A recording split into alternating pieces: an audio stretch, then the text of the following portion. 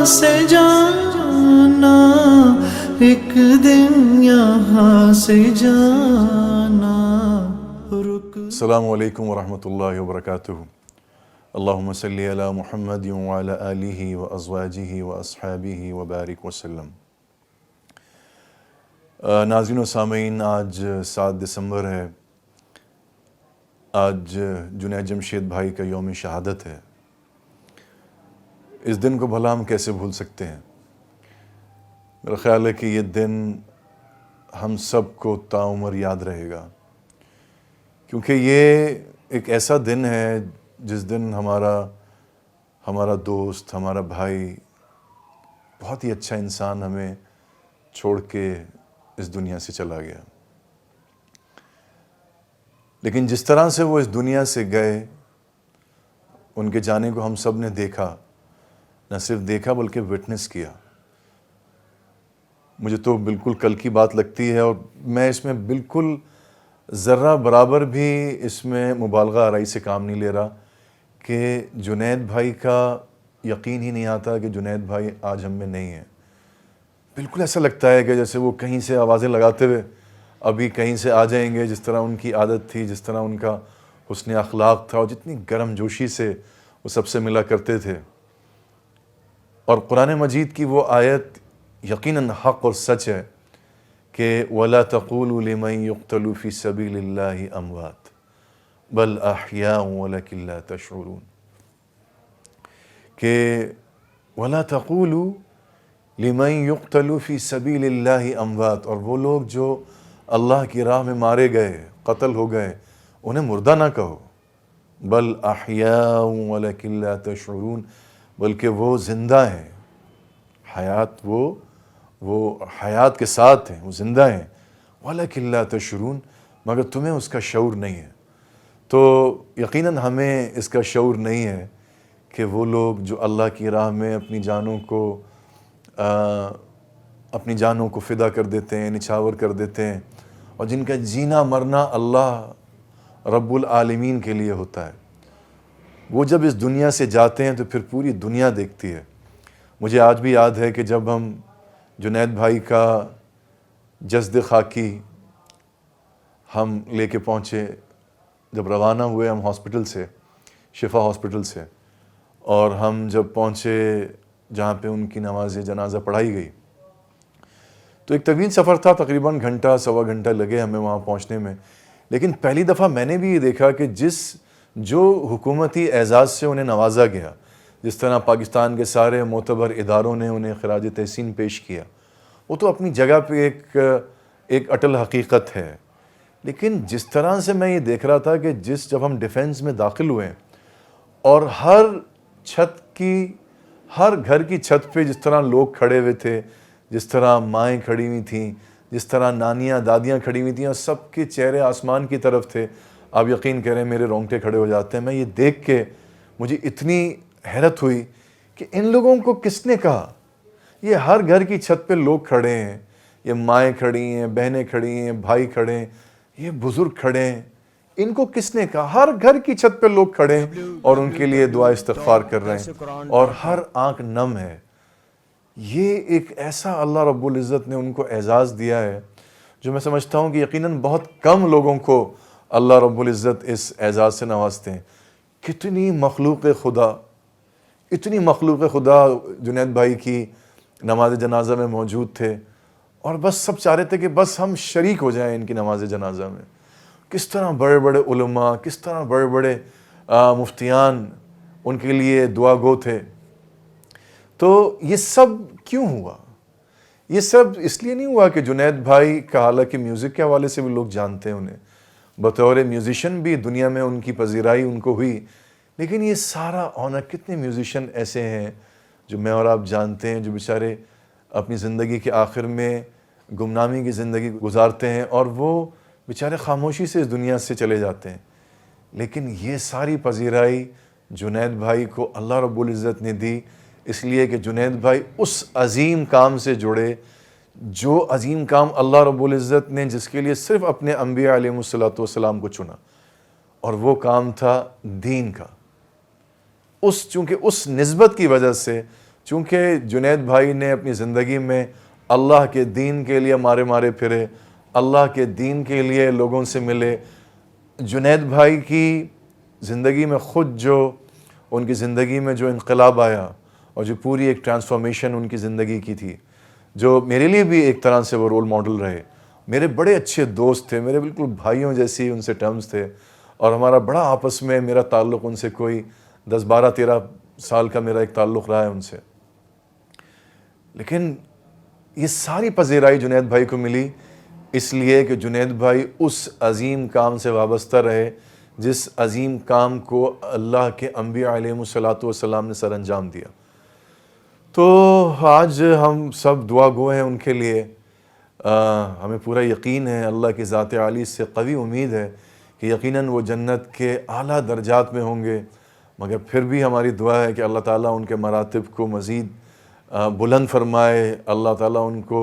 جنت الفردوس میں اعلیٰ سے اعلیٰ مقام عطا فرمائے، اور اللہ تعالیٰ ان کے نقش قدم پہ ہمیں چلنے کی توفیق عطا فرمائے۔ بس میں آخر میں تھوڑی سی وضاحت اس کام کے حوالے سے کرنا چاہتا ہوں۔ میں آج تھوڑی بہت میری زندگی میں جو چینج آیا اور جو تھوڑا بہت وقت میں نے بھی اس دین حق کے لیے میں نے صرف کیا اور میں کرنے کی کوشش کرتا رہتا ہوں، اس کی ایک وجہ جنید بھائی بھی تھے کہ جنید بھائی نے مجھے اس طرف مائل کیا۔ گو کہ میرا ایک میرا دین کی طرف ذہن تو بن چکا تھا، قرآن مجید سے تھوڑی بہت آشنائی تو ہو چکی تھی، تھوڑا بہت فہم مل چکا تھا، لیکن کس طریقے سے اس دین کے کام کو کرنا ہے، کس طریقے سے قرآن و سنہ کو بیلنس کر کے چلنا ہے، کس طرح بطور امت ہمیں یہ فریضہ سر انجام دینا ہے، یہ میں نے ان سے سیکھا۔ وہ بات جس کی وجہ سے جنید بھائی کو اللہ رب العزت نے اس دنیا میں عزت دی، وہ بات میں قرآن مجید کی آیت تلاوت کرنا چاہتا ہوں۔ اللہ تعالیٰ قرآن مجید میں ایک آیت میں ارشاد فرماتے ہیں، وَمَنْ أَحْسَنُ قَوْلًا مِّمَّنْ دَعَا إِلَى اللَّهِ وَعَمِلَ صَالِحًا وَقَالَ إِنَّنِي مِنَ الْمُسْلِمِينَ۔ وَمَنْ أَحْسَنُ قَوْلًا، اللہ تعالیٰ بطور چیلنج اس بات کو، اور قیامت تک میں اور آپ جانتے ہیں قرآن مجید کا ایک ایک لفظ، یعنی جب میں اور آپ یہ کہتے ہیں کہ قرآن مجید کے زیر زبر پیش میں کوئی تحریف نہیں کر سکتا، کوئی تبدیل نہیں کر سکتا، تو اللہ تعالیٰ کے وعدوں کو کون تبدیل کر سکتا ہے؟ اللہ تعالیٰ کے قانون کو کون تبدیل کر سکتا ہے؟ اللہ تعالیٰ نے جو ایک حلال، حرام، طیب اور خبیث کے بیچ میں جو لکیر کھینچ دی، اس کو کون تبدیل کر سکتا ہے؟ اس کو تو کوئی تبدیل نہیں کر سکتا۔ تو قرآن مجید کی آیت بھی قیامت تک کے لیے لا تبدیل لکلمات اللہ، اللہ کے کلمات کو کوئی تبدیل نہیں کر سکتا۔ یہ دنیا کا قانون نہیں ہے، یہ دنیا کے کسی بادشاہ نے نہیں بنایا، یہ دنیا کی کسی طاقت نے نہیں بنایا کہ چند سالوں کے بعد، 1 صدی کے بعد اس کا نام لیوا کوئی نہیں ہے، اس کی قبر کے نشان نہیں مل رہے، اس کی سلطنت کے نشان نہیں مل رہے، اس کی سلطنت کا جغرافیہ ہی چینج ہو گیا۔ نہیں، یہ تو مالک الملک اللہ رب العزت کا کلام ہے، اللہ رب العزت کے الفاظ ہیں جس کو دنیا کی کوئی طاقت تبدیل نہیں کر سکتی۔ تو اللہ تعالیٰ اس آیت میں اللہ تعالیٰ چیلنج دے رہے ہیں، وَمَنْ أَحْسَنُ قَوْلًا مِّمَّنْ دَعَا إِلَى اللَّهِ، اس سے بہتر بات ہو کس کی سکتی ہے مگر اس کی جو لوگوں کو اللہ کی جانب بلائے، وَعَمِلَ صَالِحًا، اور عمل صالح بجا لائے، وَقَالَ إِنَّنِي مِنَ الْمُسْلِمِينَ، اور یہ کہے کہ بے شک میں خود مسلموں میں سے ہوں، میں اپنا سر تسلیم خم کرنے والوں میں سے ہوں، میں اول المسلمین ہوں، میں سب سے پہلے اللہ کی فرما برداری میں آنے والوں میں سے ہوں۔ تو جو بھی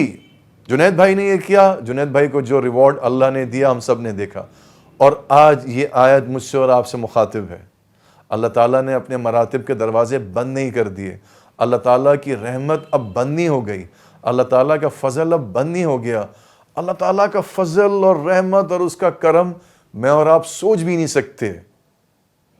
اگر جنید بھائی کو یہ ریوارڈ مل سکتا ہے، مجھے اور آپ کو بھی مل سکتا ہے۔ اللہ کے دروازے بند نہیں ہیں، لیکن اس کے لیے کیا کرنا پڑے گا؟ اس کے لیے اللہ تعالیٰ کا یہ چیلنج کہ سب سے احسن بات، سب سے بہترین بات، سب سے بیوٹیفل بات، دنیا میں بہت ساری باتیں ہیں جس پہ بات کی جا سکتی ہے، مگر سب سے بہترین بات جو جنید بھائی نے اپنائی، جو جنید بھائی کے رفقا نے اپنائی، اور جو آج میں اور آپ انشاءاللہ اپنائیں گے کہ لوگوں کو اللہ کی جانب بلائیں گے، یہ سب سے احسن بات ہے، اور اللہ کے نزدیک اس سے بہتر بات ہو نہیں سکتی کسی کی۔ وَعَمِلَ صَالِحًا، اور اعمال صالح بجا لائیں گے۔ وَقَالَ إِنَّنِي مِنَ الْمُسْلِمِينَ، اور ہم کہیں گے بے شک ہم سر تسلیم خم کرنے والوں میں سے ہیں۔ تو جب میں اور آپ یہ کریں گے تو انشاءاللہ آپ اور میں دیکھیں گے اللہ تعالیٰ کے جو وعدے ہیں۔ میرے بھائیوں، دوستوں اور بزرگوں، خواتین و حضرات، اللہ کے جو وعدے ہیں، اللہ تعالیٰ کے وعدے مجھے اور آپ کو دنیا کے اندر ہم تصدیق کر سکتے ہیں اس کی۔ دیکھیے مطلب یہ کہ ایک انسان کے سر میں درد ہو رہا ہے شدید قسم کا، اور اچانک سے اس کو آرام آ جائے، اب کسی کو بتانے کی ضرورت ہے اسے کہ تم یار اب آرام میں آ گئے ہو۔ ایک انسان کو شدید بھوک لگ رہی ہے اور کوئی اس کو کھانے کے لیے دے دے اور وہ پیٹ بھر کے کھانا کھائے اور اللہ کا شکر ادا کرے، کسی کو بتانے کی ضرورت ہے کہ اب اس کا پیٹ بھر گیا۔ ایسی اللہ تعالیٰ کے جو وعدے ہیں اس دنیا میں ہمیں دیکھنے کو ملیں گے اگر ہم اللہ کی راہ پہ چلیں گے، اگر ہم سوائے صرف اللہ کو نہیں اللہ کی بھی مان کے چلیں گے، اللہ کے احکامات پہ چلیں گے، تو اللہ تعالیٰ کے وعدوں کو ہم سچ دیکھیں گے اس دنیا میں۔ ہم دیکھیں گے اس دنیا میں کہ اللہ تعالیٰ کیسے ہمارے بگڑے ہوئے کام بنا دیتے ہیں۔ ہم دیکھیں گے اس دنیا میں کہ کیسے ہماری زندگی جس میں ڈپریشن تھا، جس میں مایوسی تھی، وہ کیسے ہماری زندگی میں خوشی آ گئی، کیسے ہماری زندگی میں اطمینان آ گیا، کیسے اللہ تعالیٰ نے سب دروازے بند کر کے اپنی رحمت کا دروازہ ہماری طرف کھول دیا۔ یہ سب میں اور آپ دنیا میں اس کو ویریفائی کریں گے، تصدیق کریں گے، اور انشاءاللہ جب اس دنیا سے جائیں گے تو جیسے اللہ کے نیک بندے جاتے ہیں کہ آج بھی میں اور آپ جنید بھائی کا ذکر کر رہے ہیں، اور رہتی دنیا تک جو بھی انسان اللہ اور اس کے رسول سے اس کی نسبت ہوگی تو قیامت تک اللہ تعالیٰ اس کا نام زندہ رکھیں گے۔ دیکھیے آج حالانکہ دنیا میں بڑے بڑے بادشاہ اس دنیا میں آئے، بڑے بڑے بادشاہ آئے، اللہ تعالیٰ نے ان بادشاہوں کو نشان عبرت بنا دیا۔ فرعون سے بڑا بادشاہ آ سکتا ہے اس دنیا میں، نمرود سے بڑا بادشاہ آ سکتا ہے اس دنیا میں، کیا قارون سے زیادہ کوئی مالدار بن سکتا ہے؟ کیا ابو جہل سے بڑا کوئی سردار آ جائے گا جسے اپنی عقل پہ، اپنی سمجھ پہ بہت گھمنڈ تھا؟ کیا یہ لوگ آ سکتے ہیں؟ لیکن اللہ تعالیٰ نے آج کوئی فرعون کا نام رکھنے کو تیار نہیں ہے، کوئی نمرود کا نام رکھنے کو تیار نہیں ہے، کوئی آپ دیکھیں یہ کیوں؟ کیونکہ اللہ رب العزت نے ان کو سلطنت عطا کی، ان کو مال و متاع عطا کیا، مگر ان کو نشان عبرت بنا دیا اپنی کتاب میں۔ لیکن یہ کیا وجہ ہے کہ ایک حبشی ہے، ایک غلام ہے، جن کی دنیا میں غلام تو جیسے ہم آج شاید کسی نوکر کی کوئی عزت اور توقیر ہے، آج سے 1400 سال پہلے تو ایک غلام کو بالکل اور معاذ اللہ ایک جانوروں سے بدتر ٹریٹ کیا جاتا تھا۔ تو کیا وجہ ہے کہ ایک غلام ہے، حبشی ہے، نہ حسب ہے نہ نسب ہے، اس کے باوجود میں اور آپ ان کو حضرت بلال رضی اللہ تعالی عنہ کے نام سے جانتے ہیں، یاد رکھتے ہیں، مساجد کے نام ان کے ناموں پہ ہیں، ہم اپنے بچوں کے نام ان کے ناموں پہ رکھ کے فخر کرتے ہیں۔ کیوں؟ اس لیے کہ حضرت بلال حبشی رضی اللہ تعالیٰ عنہ کی نسبت تھی اللہ اور نبی صلی اللہ تعالیٰ علیہ وسلم کی اطاعت سے۔ حضرت بلال رضی اللہ تعالیٰ عنہ نے اتباع کی اللہ اور اس کے رسول کی، تو آج ان کو گزرے ہوئے 1400 سال ہو گئے، لیکن آج بھی ان کی عزت، ان کی تکریم، ان کی بڑائی، ان کا احترام، ان کی محبت ہمارے دلوں میں موجود ہے۔ تو آج بھی جن کو آج اپنی دولت پہ گھمنڈ ہے، آج جن کو اپنی طاقت پہ گھمنڈ ہے، آج جن کو اپنے مشیر ہونے پہ، وزیر ہونے پہ وہ فخر محسوس کرتے ہیں، تو یہاں تو اس دنیا میں بڑے بڑے آئے اور چلے گئے، کوئی ان کا نام لیوا نہیں تھا۔ تو آج میرے اور آپ کے لیے بھی یہی راہ ہے، اگر میں اور آپ بھی اللہ اور اس کے رسول کی اتباع کریں گے اور اس دین حق کو جو دیکھیں نبی صلی اللہ تعالیٰ علیہ وسلم کی حدیث ہے، آپ نے فرمایا خیرکم من تعلم القرآن وعلمہ، تم میں سے بہترین شخص وہ ہے، حضور صلی اللہ تعالیٰ علیہ وسلم نے فرمایا، جو قرآن مجید سیکھے اور سکھلائے، تم میں سے بہترین شخص وہ ہے۔ اور پھر آگے ایک اور حدیث جو اس سے کنیکٹ ہوتی ہے، فرمایا بلغوا عنی ولو آیا، پہنچا دو میری رسالت میں سے چاہے ایک آیت کا تمہیں علم ہو۔ تو اگر آج میں اور آپ بھی قرآن مجید کے اس میسج کو، اس دعوت تبلیغ کو لے کے شیئر کریں گے اپنے دوستوں سے، اپنے بھائیوں سے، اپنے رشتہ داروں سے، اور اس دین کو لے کے مارے مارے پھریں گے، لوگوں تک جائیں گے اور لوگوں کی اس دین کے لیے کڑوی کسیلی باتیں سہیں گے، تو آپ یقین کریں کہ مجھے اور آپ کو بھی انشاءاللہ لوگ اچھے ناموں سے یاد کریں گے، اور مجھے اور آپ کو بھی اللہ تعالیٰ انشاءاللہ، اللہ سے امید ہے کہ اللہ تعالیٰ اپنے صالحین لوگوں میں شامل فرمائے گا۔ آج دیکھیے، میں صرف یہ بات مختصر کر کے آپ لوگوں سے اجازت لیتا ہوں کہ جنید بھائی تو چلے گئے اس دنیا سے، اب بڑی بڑی شخصیات چلی گئیں، صحابہ کرام رضوان اللہ تعالیٰ علیہم اجمعین سے بڑی شخصیات تو کوئی نہیں ہو سکتا، اور کوئی کتنا ہی بڑا ولی اللہ بن جائے مگر ایک ادنا سے صحابی کا مقابلہ نہیں کر سکتا کوئی بڑے سے بڑا قطب ابدال بھی۔ تو جی یہ صحابہ کرام رضوان اللہ تعالیٰ علیہم اجمعین، میں صرف آپ کی توجہ اس طرف مبذول کرانا چاہتا ہوں۔ آپ دیکھیے، علماء یہ فرماتے ہیں کہ جب حج الوداع کے موقع پہ تقریباً کم و بیش 1.25 لاکھ صحابہ موجود تھے، اور جب حضور صلی اللہ تعالیٰ علیہ وسلم نے یہ فرمایا کہ آج میں نے یہ دین حق تم لوگوں تک پہنچا دیا، تو صحابہ کرام رضوان اللہ تعالیٰ علیہ مجمعین نے فرمایا کہ نہ صرف آپ نے یہ دین پہنچایا بلکہ آپ نے اس کا حق ادا کر دیا۔ تو پھر آپ علیہ الصلوۃ والسلام نے فرمایا کہ اب یعنی جتنے بھی حاضرین موجود ہیں وہ یہ دین غائبین تک پہنچائے۔ تو جیسے میں اور آپ سنتے ہیں اپنے علماء سے، اپنے بڑوں سے، اپنے بزرگوں سے کہ صحابہ کرام رضوان اللہ تعالیٰ علیہ مجمعین نے اسی وقت اپنے گھوڑوں کے رخ چینج کر دیے، اس کے بعد گھروں کو نہیں گئے، کوئی کہیں کوئی کہیں کوئی کہیں کوئی کہیں، کہ آپ سب نے یہ سمجھا کہ حضور کا یہ میسج ہے کہ جتنے بھی جو حاضرین ہیں وہ غائبین تک میسج پہنچائیں۔ تو آج آپ جا کے دیکھیے سعودی عرب میں، آپ مکے میں، آج مدینے میں، آپ کو کتنے صحابہ کرام کی قبریں ملیں گی؟ آپ کو چند ہزار ملیں گی، آپ کو 10 سے 15 ہزار صحابہ کی قبریں ملیں گی۔ تو یہ باقی کے 1,10,000 صحابہ کی قبریں کہاں ہیں؟ یہ لمحہ فکریہ ہے میرے اور آپ کے لیے،